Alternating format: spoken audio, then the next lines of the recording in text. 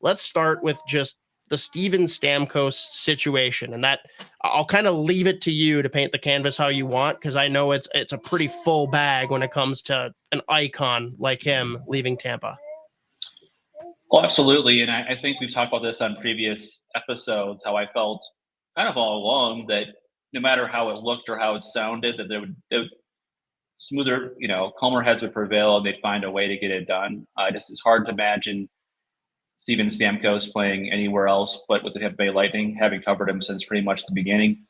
But you also kind of read some tea leaves as he went along, starting with last summer of them not engaging in contract talks and kind of slow playing everything, and Stamkos being, out there, outspoken, disappointed about it. And then the longer it got, you're like, why isn't this getting done?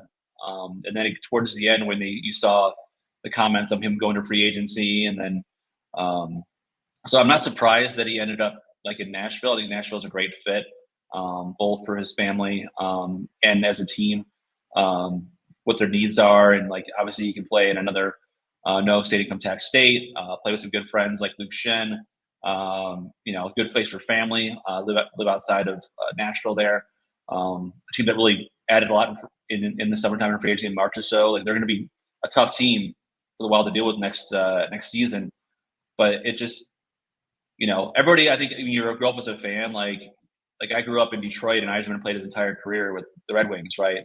And like it was hard for any of us to imagine him playing the Sabres or somewhere, right? But that's very few and far between where you can find, like, when was the last mini Minnesota Wild player that finished his career in the same uniform? And are there, maybe another question later in this podcast is there a Wild player now who will finish his career in Minnesota of any of the current players, whether it's Faber, whether it's Spurgeon, whether it's Brodin, are there any in that group that will be part of this? But for Steven Stamkos' situation, clearly there were from Steven Stamkos' comments afterwards that he didn't maybe feel as wanted as he wanted to come back, and by the offer that was reported or believed to be the 8 years and $3 million annual average, not going to get it done. I mean, I know they say he made enough money in his life, but like so is everybody. Like somebody, like I wouldn't. Hedman got a contract the next day for the same amount of money that Stamkos got in Nashville.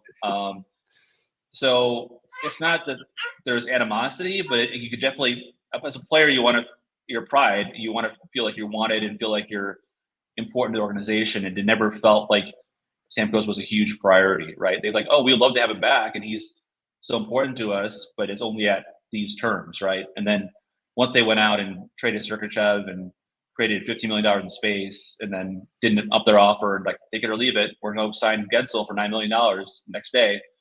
You kind of knew, it almost felt like he was pushed out in a way. So October 28th will be circled on the calendar when Steven Stamkos comes back to Tampa Bay for what will be the tribute video of all tribute videos.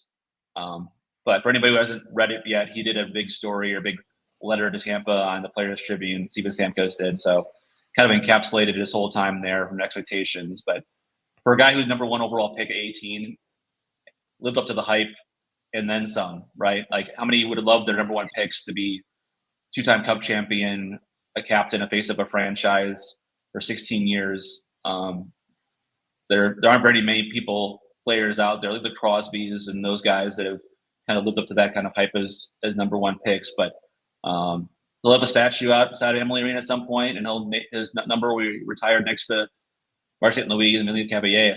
It'll be weird to see him play out the rest of his career for the Predators.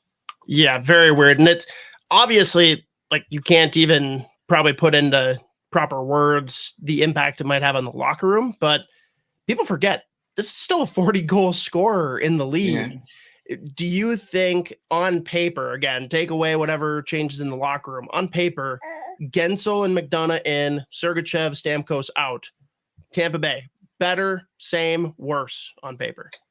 Well, I think they're better defensively at 5-on-5. I think they're overall, but like you lose one big time scorer in Stamkos, you had Gensel, right? So you're still going to be top heavy.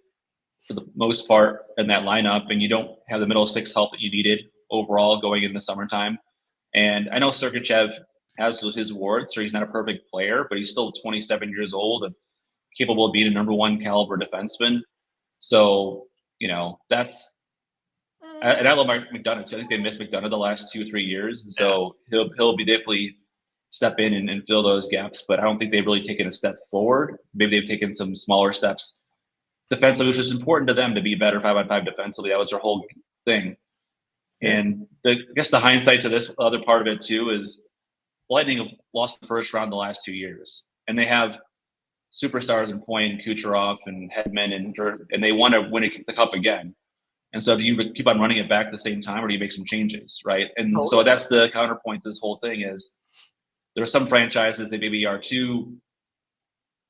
not say too loyal, but they just get too emotional with their decisions, and they can just run the whole team back, and then they could still be like the Pittsburgh Penguins, who haven't won a playoff series since 2000. Ouch. 17, 18. Right. It's been a long time. I think 18 was their last one that they won around, because they won in the first round, and then finally Washington beat them to kind of conquer their demons and go on to win the cup. I think that might have been the last one.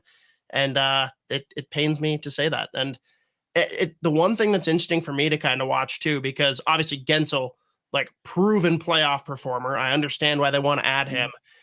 It's going to be interesting to see how he fills in, and seeing the difference between him and Stamkos, in the sense that Stamkos is a pure sniper, right? Gensel is a goal scorer, but it's not the same. He's not sitting there at the top of the circles ripping a top corner.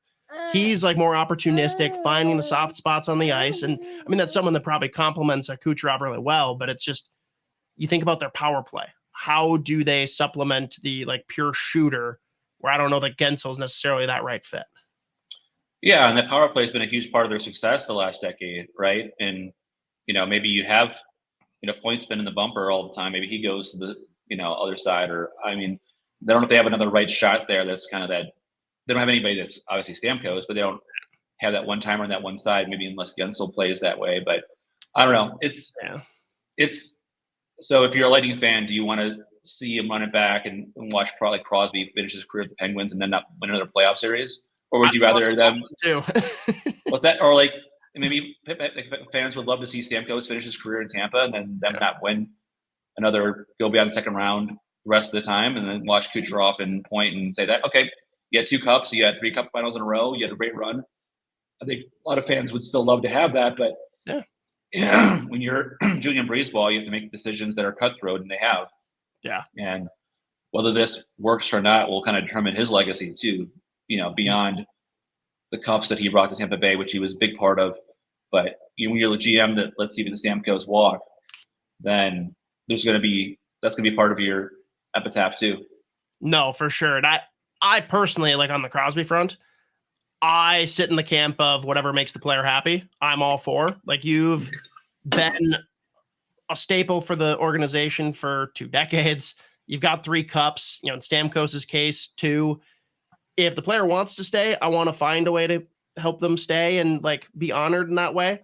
But I also have no problem with them leaving if they want to go on and pursue other accolades or try and win more cups, which is probably a little bit more speaking to Crosby than Stamkos, but so be it. It's going to be interesting, though, to see how it unfolds this year for both them and the Predators, teams that are going to be pretty heavily watched, I would think, league-wide.